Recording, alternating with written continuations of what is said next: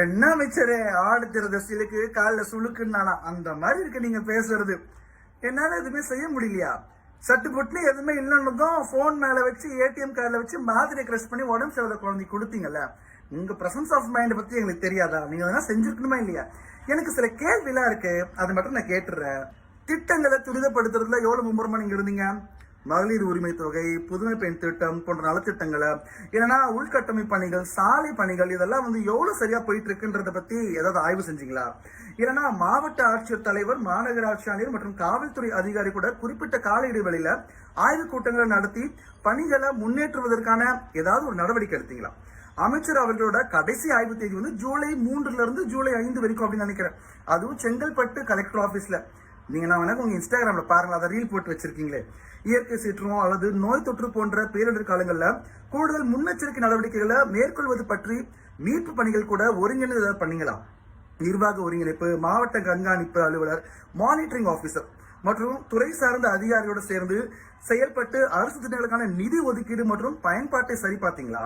செங்கல்பட்டு மாவட்டத்திற்கான மாவட்ட கண்காணிப்பு ஆய்வாளர், மாவட்ட கண்காணிப்பு அலுவலர், செங்கல்பட்டு மாவட்டத்திற்கான பள்ளி கல்வித்துறை இயக்குநரான திரு எஸ் கண்ணப்பன், மாவட்டத்தோட முக்கிய நிர்வாக அதிகாரிகள், மாவட்ட ஆட்சியர் டாக்டர் எம் வீரப்பன், மாவட்ட காவல் கண்காணிப்பாளர் திருமதி ஐமன் ஜமால், மாவட்ட வருவாய் அலுவலர் திரு மா கணேஷ்குமார். செங்கல்பட்டு மாவட்டத்தில் மொத்தம் 7 சட்டமன்ற தொகுதிகள், சோழிங்கநல்லூர், பல்லாவரம், தாம்பரம், செங்கல்பட்டு, திருப்போரூர், செய்யூர், மதுராந்தகம். இங்க நீங்க எந்த பணியுமே போய் செஞ்ச மாதிரி எங்களுக்கு தெரியல. ஆனா இப்ப எங்களை எதுவுமே செய்ய விட மாட்டேங்கிறாங்கன்னு சொல்றீங்களே, என்ன அமைச்சரே நீங்க தொகுதி வரைய போனீங்களா?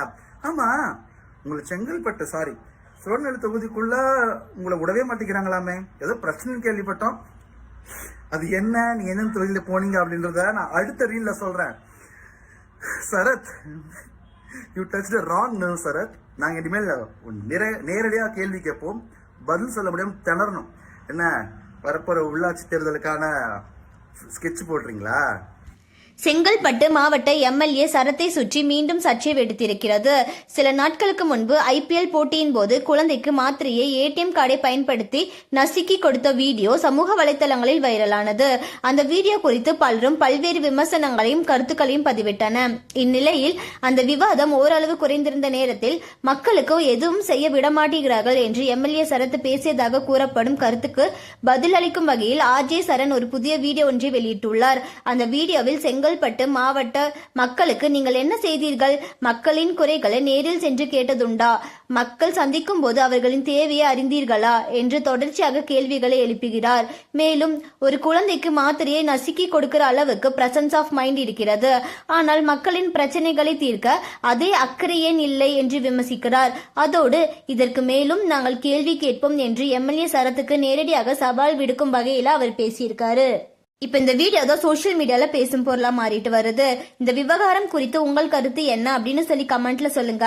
மேலும் இந்த மாதிரியான ட்ரெண்டிங்கான அப்டேட்ஸ்க்கு நம்மளோட சேனலை சப்ஸ்கிரைப் பண்ணிக்கோங்க.